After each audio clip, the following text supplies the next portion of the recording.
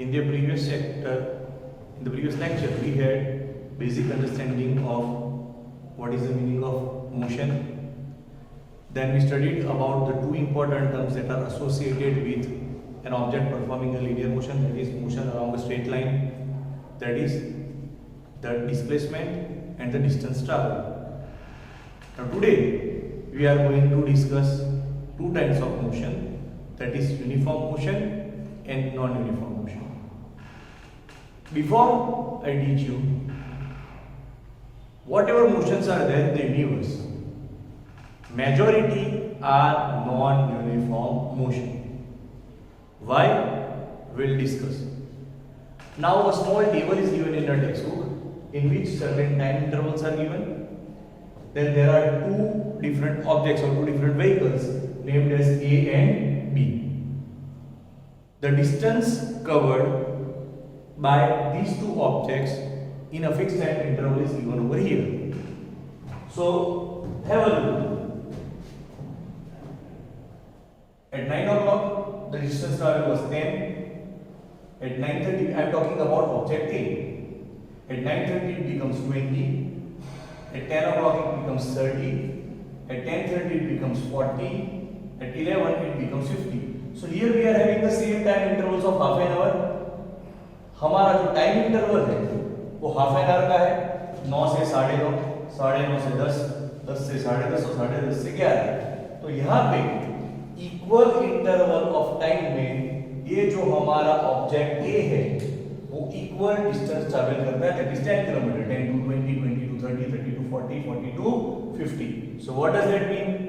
That this particular object A is traveling equal distance यानी 10 kilometre in equal interval of time.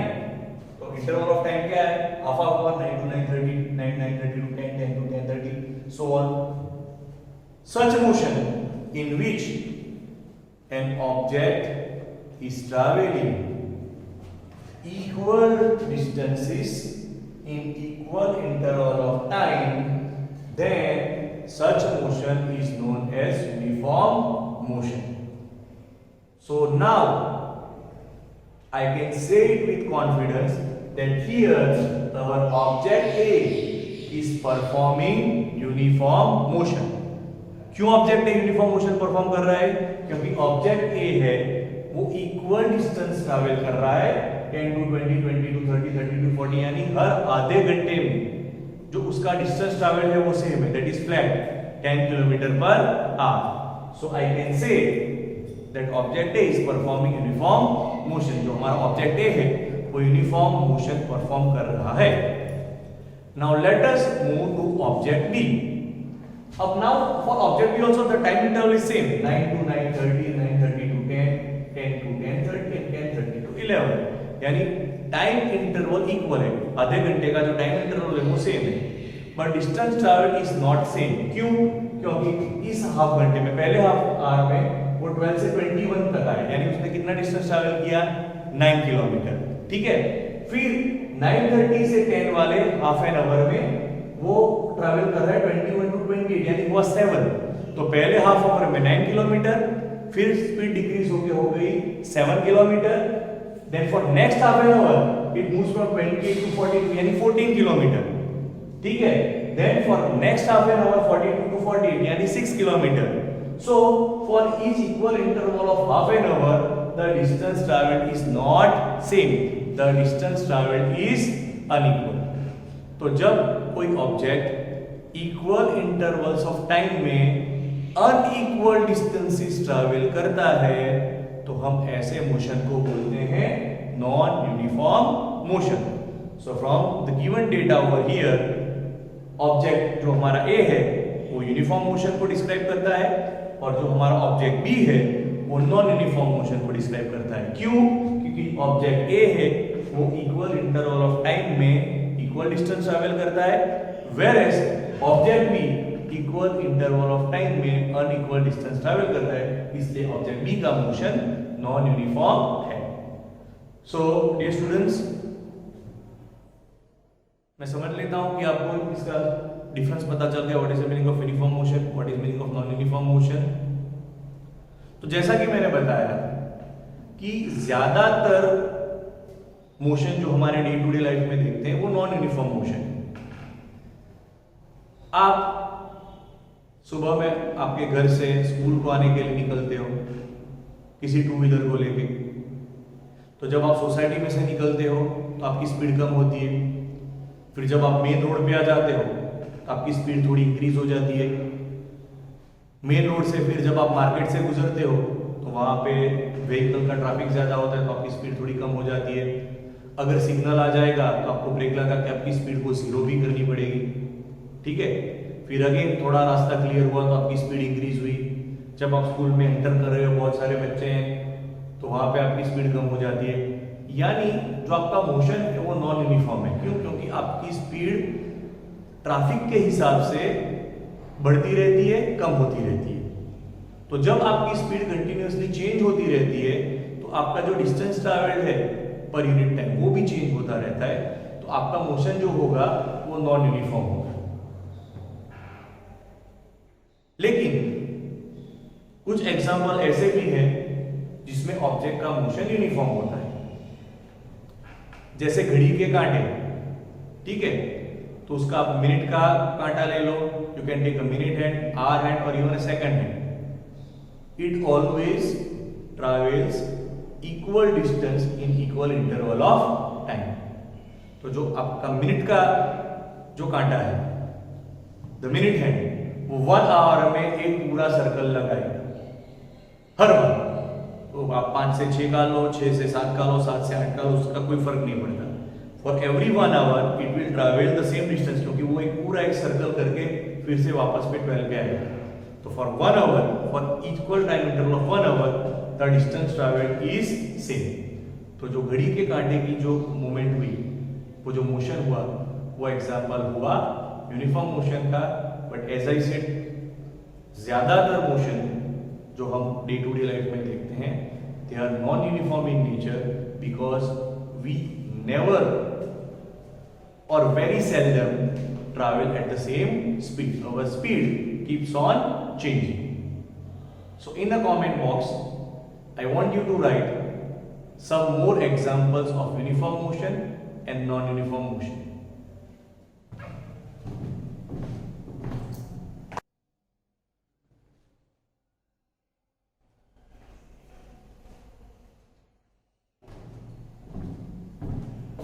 Okay, dear students, after discussing uniform motion and non-uniform motion, the next topic that we are going to study is rate of motion. Rate of motion is nothing but how to find the speed of an object. Okay, as we have studied that an object does not necessarily travel equal intervals of time and equal speed. Okay, equal distance and equal time interval is not seen. So in that case, how to find the rate of motion, that we are going to learn in this particular topic. Now first of all, what is the proper definition of speed? The proper definition of speed is distance travelled by an object in unit time is called the speed. Unit means 1.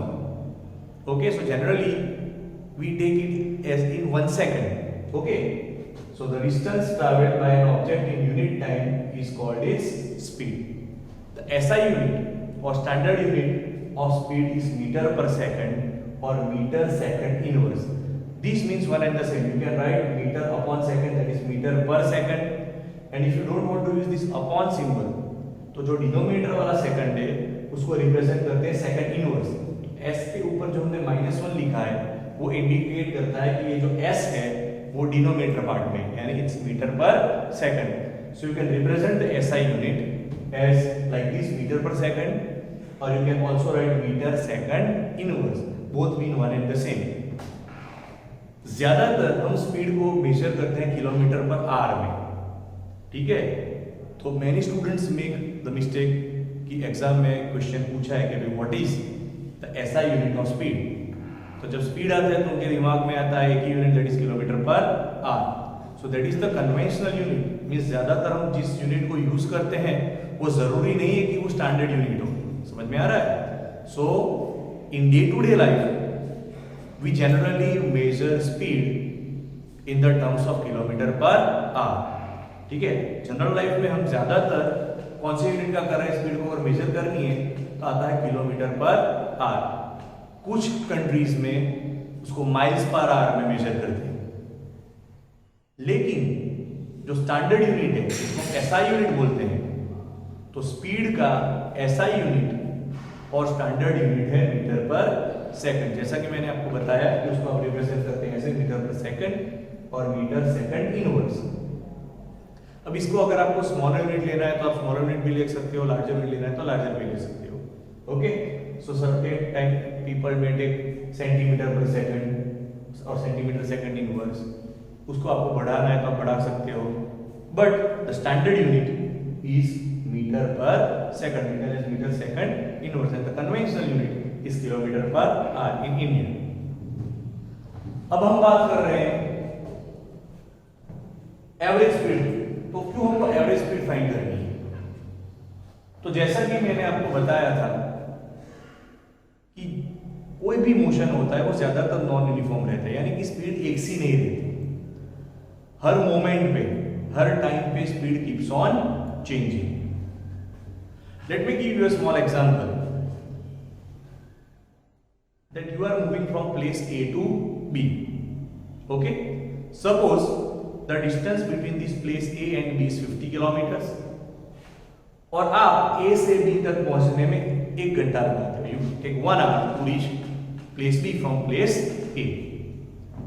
तो उसका मतलब क्या हुआ कि आपने 1 hour में 50 kilometre distance travel किया। Now speed is distance upon time. तो डिस्टेंस हुआ 50 किलोमीटर, टाइम हुआ 1 hour। तो एक सिंपल सा फॉर्मूला की इक्वेशन बन गया कि आपकी स्पीड हुई 50 किलोमीटर पर आवर।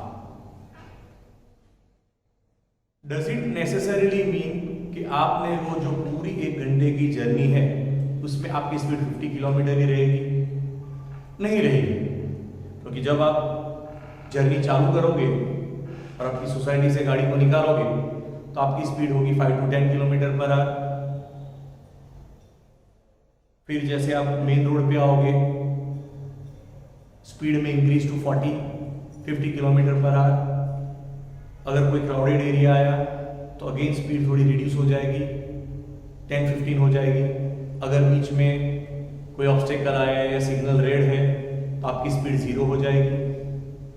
अगर आप एक्सप्रेस हाईवे पे चले जाते हो तो वहाँ पे ट्रैफिक कम है तो वहाँ पे आपकी स्पीड 80, 90, 100 हो जाएगी। फिर अगेन एक्सप्रेस हाईवे से बाहर निकलोगे, सिटी में आओगे, आपकी स्पीड फिर से रिड्यूस होगी। तो उसका मतलब क्या है? आपने 50 किलोमीटर डिस्टेंस ट्रैवल करने के लिए 1 hour लिया, तो उसका मतलब कि जो स्पीड थी 50 किलोमीटर पर आवर वो कांस्टेंट नहीं है, it keeps on changing with time. तो ऐसे समय में वो जो आपकी स्पीड है वो एक्चुअल में आपकी एवरेज स्पीड है।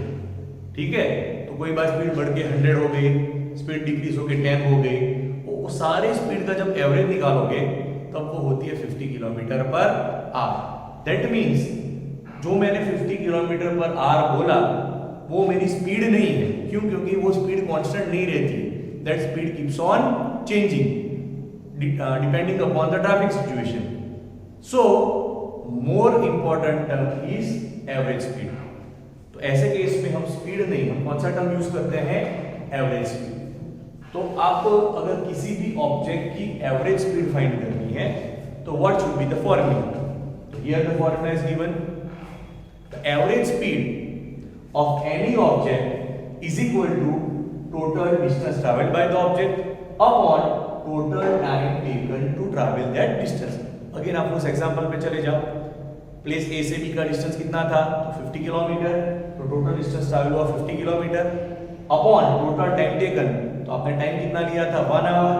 तो वो हो गया total distance upon time taken, तो हो गया 50 किलोमीटर पर आवर। ओके, तो once again average speed. What is average speed? Average speed is measured as total distance traveled by the object upon total time taken to travel that distance. उसको symbolically अगर आप represent करते हो तो this average speed which is denoted by v is equal to s upon t. तो ध्यान रखिएगा v means average speed, v किसको रिप्रेजेंट करती है? Average speed. अभी फिजिक्स में चैप्टर 8 चैप्टर 9 जो भी आप फिजिक्स में चैप्टर करोगे, जहां कहीं पे भी डिस्टेंस आएगा तो डिस्टेंस ट्रैवल का सिंबल होगा s। तो दिमाग में एक बार फिट कर लीजिए कि जहां पे भी आपको ये सिंबल दिखे s, तो s किसको रिप्रेजेंट करता है? s represents the distance travel upon t। t तो सबको पता है, t means time taken. So once again formula to find average speed, average speed v is equal to s upon t, where s represents the total distance traveled by that object upon t. t means time taken to travel that particular distance. तो इस formula की better understanding के लिए we are going to solve certain examples. तो उस कड़ी में सबसे पहले we are going to solve example 8.1। I will solve example 8.1 for you, और उसके नीचे मैंने एक एक्स्ट्रा सम दिया हुआ है। That extra sum is totally based on the technique that we will use for solving example 8.1। तो अगर आप एग्जांपल 8.1 को प्रॉपर्ली अंडरस्टैंड कर लोगे तो ये जो एक्स्ट्रा सम है उसको सॉल्व करने में आपको कोई दिक्कत नहीं होगी। So after understanding example 8.1 you have to solve that extra sum and write the answer that you are getting in the comment box below the video. Okay, so let us understand what is the example. Example कुछ इस तरह से, an object travels 16 meter in 4 seconds and another 16 meter in 2 seconds. तो आप देख सकते हो कि ये नॉन यूनिफॉर्म मोशन है, ठीक है। पहले 16 मीटर के लिए उसको कितना टाइम लगता है? 4 सेकंड, और दूसरे 16 मीटर के लिए कितना लगता है? 2 second. So this is non uniform motion. हमको फाइंड क्या करना है? What is the average speed of the object. यानी ये जो जर्नी है ये दो पार्ट में डिवाइड हुई है। पहले पार्ट में 16 मीटर इन 4 सेकंड और दूसरे पार्ट में 16 मीटर इन 2 सेकंड। हमको क्या करना है? दोनों कंडीशंस को कंबाइन करके इस पर्टिकुलर ऑब्जेक्ट की एवरेज स्पीड को फाइंड करना है, ठीक है। So what is the formula to find the average speed? अभी अभी हमने पढ़ा average speed of any object is equal to total distance travelled by the object upon total time taken. तो यहाँ पे हमको दो चीज चाहिए, एक चाहिए टोटल डिस्टेंस ट्रैवल्ड और दूसरी चाहिए टोटल टाइम टेकन।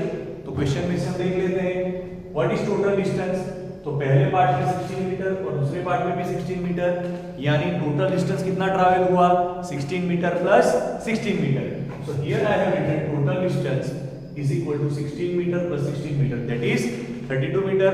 अब हमको चाहिए टोटल टाइम। फर्स्ट टाइम में कितना टाइम लगा? 4 सेकंड। सेकंड पार्ट में कितना टाइम लगा? 2 सेकंड। तो जो टोटल टाइम टेकन हुआ इन दोनों का एडिशन होगा। So total time taken here is 4 second plus 2 second, that is 6 second. Now I will apply the formula. Average speed of this object will be equal to total distance upon total time taken. तो total distance क्या है हमारे पास? 32 metre upon total time कितना है? 6 second. When you carry out this division, you will get 5.33. यानी ये जो particular object है उसकी एवरेज स्पीड होगी 5.33 metre per second. Metre per second क्यों आया? क्योंकि ऊपर जो डिस्टेंस है उसका यूनिट है मीटर और नीचे जो टाइम है उसका यूनिट है second. Now suppose in this particular sum it was kilometre and are, तो यहाँ पे जो यूनिट होता वो रहता किलोमीटर पर आर, लेकिन यहाँ पे डिस्टेंस है मीटर में, टाइम है सेकंड में, तो यूनिट हुआ metre per second. So I can write 5.33 metre per second, or you can also write as 5.33 meter second inverse. So I hope you have understood this example very well. Okay, now based on this I have prepared one extra sum for you. What is that extra sum? Object travels 20 meter in 5 second। यानी पहले part में वो जो हमारा particular object है वो 20 metre travel करता है कितने टाइम में? 5 सेकंड में। And another 25 metre second part में, another 25 metre in 4 second. You have to find the average speed of this particular object. So as we did in previous sum, you simply have to add up the distances to get the total distance traveled, add up the times, to take total time taken to travel the distance, and then use the formula average speed is equal to total distance traveled upon total time taken, and you have to write your answer in the comment box. Thank you.